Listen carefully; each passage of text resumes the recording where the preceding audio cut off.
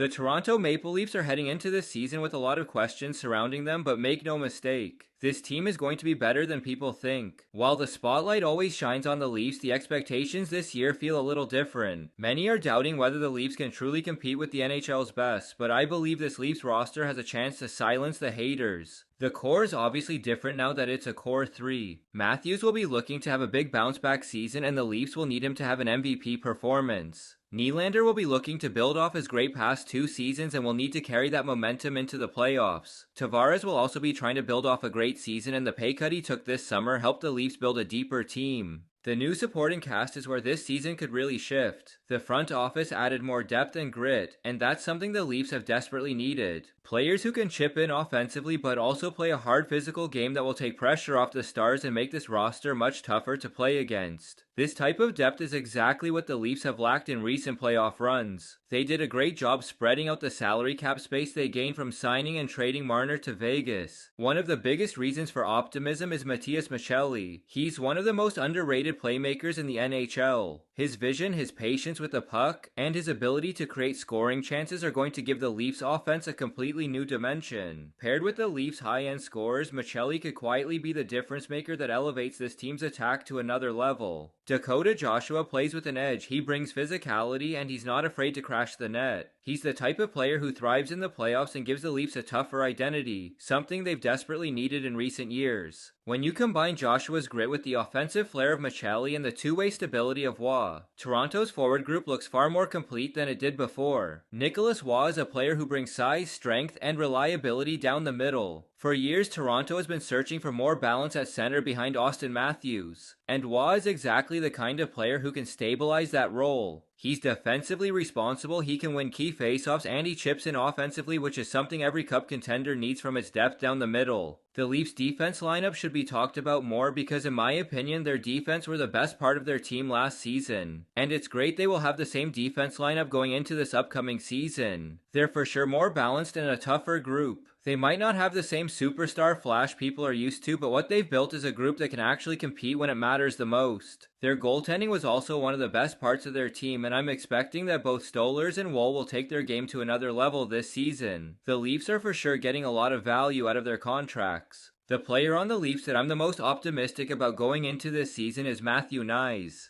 He's been progressing every year and he's developing into a complete all-round player. He's for sure earned his new contract and I'm expecting him to set another career high in goals, assists, and points. Don't be surprised if the Leafs exceed expectations this season. With the right mix of skill, size, and toughness, the Leafs are finally shaping up to be a complete team. If you enjoyed this video, subscribe to my channel.